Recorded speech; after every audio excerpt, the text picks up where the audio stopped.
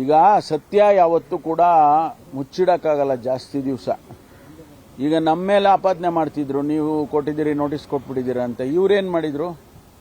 ಇವರು ಒಂದು ಸಮಿತಿ ಮಾಡಿ, ಕುಮಾರ್ ಬಂಗಾರಪ್ಪನವರ ಅಧ್ಯಕ್ಷತೆಯಲ್ಲಿ ಸಮಿತಿ ಮಾಡಿ ಇವರು ನೋಟಿಸ್ಗಳು ಜಾರಿ ಮಾಡಿದ್ದಾರೆ. ಎಷ್ಟು ಎಕರೆ ಜಾರಿ ಮಾಡಿದ್ದಾರೆ? 2900 ಎಕರೆ.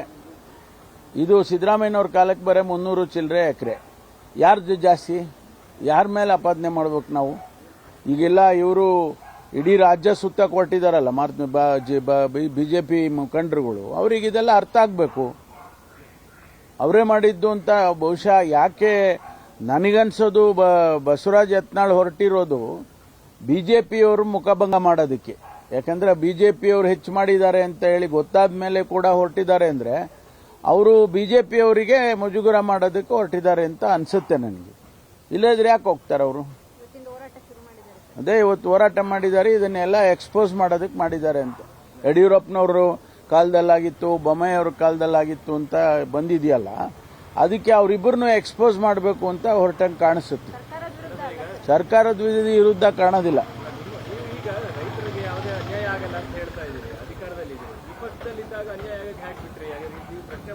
ಅಲ್ಲ, ನಮ್ಗದು ಏನೋ ಗಮನಕ್ಕೆ ಬಂದಿರ್ಲಿಕ್ಕಿಲ್ಲ ಆ ಸಂದರ್ಭದಲ್ಲಿ, ಅದರಿಂದ ನಾವು ಅದನ್ನು ಇಶ್ಯೂ ಆಗಿ ತಗೊಂಡಿರಲಿಲ್ಲ. ಈಗ ಅದು ಬಂದಿದೆ, ಗಮನಕ್ಕೆ ಬಂದಿದೆ, ನಾವು ಎಚ್ಚರಿಕೆ ವಹಿಸಿಕೊಂಡು ಕೆಲಸ ಮಾಡ್ತೀವಿ. ಸರ್, ಮುಡಾ ವಿಚಾರದಲ್ಲಿ ಸರ್ ಕೆಲವೊಂದು ವಿಚಾರಗಳು ಈಗ ಬಹಿರಂಗ ಆಗ್ತಾ ಇದಾವೆ.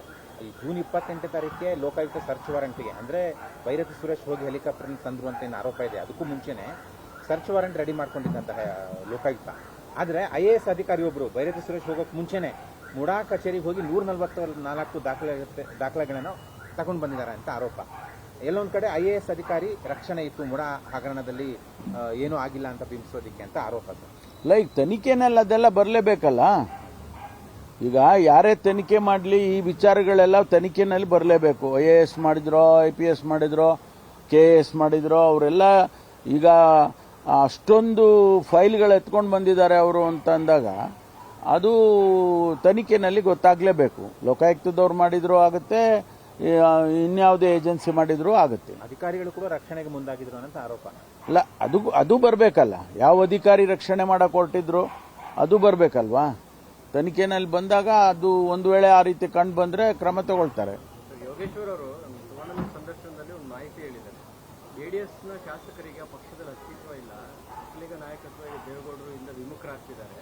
ನನಗೇನಾದ್ರೂ ಕಾಂಗ್ರೆಸ್ ಪಕ್ಷ ಟಾಸ್ಕ್ ಕೊಟ್ಟರೆ 18 ಶಾಸಕರು ಹೊಡೆದು ಕರ್ಕೊಂಡು ಬರ್ತೀನಿ ಒಂದೇ ತಿಂಗಳಿನಲ್ಲಿ ಅಂತ ಹೇಳಿದ್ದಾರೆ. ಏನಾದ್ರ ಅಗತ್ಯ ಈಗ ಏನಿಲ್ವಲ್ಲ, ನಾವು ಆ ಕೆಲಸ ಮಾಡೋದಿಲ್ಲ. ಸಾಮಾನ್ಯವಾಗಿ ನಾವು ಕಾಂಗ್ರೆಸ್ನಲ್ಲಿ ಬಿಜೆಪಿ ಅವರು ಮಾಡ್ದಂಗೆ ಆಪರೇಷನ್ ಕಮಲ ಏನು ಮಾಡ್ತಾರಲ್ಲ ಅವರು, ಆ ಥರ ನಾವೇನು ಮಾಡಕ್ಕೆ ಹೋಗೋದಿಲ್ಲ. ಈಗ ಯೋಗೇಶ್ವರ ಮಾತು ಹೇಳಿದ್ರೆ ಅದರ ಅಗತ್ಯತೆ ಏನು ನಮಗೇನಿಲ್ವಲ್ಲ. ಈಗ 138 ಇದ್ದೀವಿ, ಇನ್ನೆಷ್ಟು ಜನ ಕರ್ಕೊಂಡ್ಬರ್ಬೇಕು ನೀವು? ಸರ್ಕಾರ ಸುಭದ್ರವಾಗಿದೆ.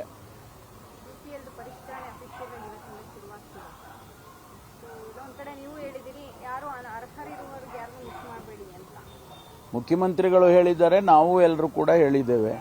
ಯಾರಿಗೆ ನಮ್ಮ ಗೈಡ್ಲೈನ್ಸ್ ಏನಿದಾವೆ ಆ ಗೈಡ್ಲೈನ್ಸಿನ ಚೌಕಟ್ಟಿನಲ್ಲಿ ಯಾರು ಬರ್ತಾರೋ ಅವ್ರಿಗೆಲ್ಲ ಕೊಡಿ ಅಂತ. ಕೆಲವ್ರನ್ನ ತೆಗ್ದಿದ್ದಾರೆ ಅಂತ ಬಂದಾಗ, ಗಮನಕ್ಕೆ ಬಂದಾಗ ಮುಖ್ಯಮಂತ್ರಿಗಳು ಹೇಳಿದ್ರು ಅದನ್ನ ಪುನರ್ ಪರಿಶೀಲನೆ ಮಾಡಿ ಮತ್ತೆ ಅವ್ರಿಗೆ ವಾಪಸ್ ಕೊಡಿ ಅಂತ ಹೇಳಿದ್ರು. ನಾವು ಅದನ್ನೇ ಆ ಸ್ಟ್ಯಾಂಡಲ್ಲೇ ಇದ್ದೀವಿ ನಾವೆಲ್ಲ. ಮುಖ್ಯಮಂತ್ರಿಗಳು ಭೇಟಿಯಾಗಿದ್ದೀವಿ, ಕಾರ್ಯಕ್ರಮಕ್ಕೆ ಹಾಸನದಲ್ಲೂ ಕೂಡ ಒಂದು ಸಮಾವೇಶ ಮಾಡ್ತಾ ಇದ್ದೀವಿ. ಹಾಸನದಲ್ಲಿ ಗೊತ್ತಿಲ್ಲ ನನಗೆ. ನಾನು Tumakuru district incharge. Hassan district ಇನ್ಚಾರ್ಜ್ಗೆ KN ರಾಜಣ್ಣ ಅವರಿದ್ದಾರೆ, ಅವ್ರು ಮಾಡ್ತಾ ಇರಬೇಕು, ಏನೋ ಗೊತ್ತಿಲ್ಲ. ನಮ್ಮಲ್ಲಿ ಏನಾಗಿದೆ ಅಂದರೆ ಪ್ರತಿ ಜಿಲ್ಲೆಯಲ್ಲೂ ಕೂಡ ನಾವು ಸಾವಿರಾರು ಜನ, ಲಕ್ಷಾಂತರ ಜನಕ್ಕೆ ಸವಲತ್ತುಗಳು ಕೊಡ್ತಾ ಇದ್ದೀವಿ. ಪ್ರತಿ ಜಿಲ್ಲೆನಲ್ಲೂ ಕೊಡ್ತೀವಿ.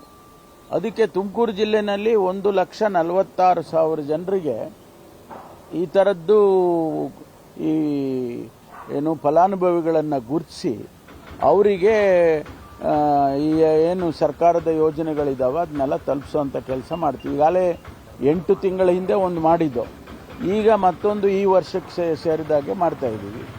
ಅದನ್ನು ಎಲ್ಲ ಜಿಲ್ಲೆನಲ್ಲೂ ಮಾಡಬೇಕು ಅಂತೇಳಿ ಮುಖ್ಯಮಂತ್ರಿಗಳು ಈಗ ಡಿಸ್ಟ್ರಿಕ್ಟ್ ಇನ್ಚಾರ್ಜ್ ಮಿನಿಸ್ಟರ್ಗಳಿಗೆ ಹೇಳ್ತಾ ಇದ್ದಾರೆ. ನೋಡಿ, ತುಮಕೂರಲ್ಲಿ ಪರಮೇಶ್ವರ್ ಮಾಡ್ತಾ ಇದ್ದಾರೆ, ಆ ಥರ ಎಲ್ಲ ಜಿಲ್ಲೆನಲ್ಲೂ ಕೂಡ ಒಂದೊಂದು ಕಾರ್ಯಕ್ರಮ ಮಾಡಿ ಅಂತ ಹೇಳ್ತಿದ್ದಾರೆ. ಅದಲ್ಲದೆ ಇನ್ಯಾವುದಾದ್ರೂ ಕಾರ್ಯಕ್ರಮ ಇದ್ರೆ ಗೊತ್ತಿಲ್ಲ ನನಗೆ.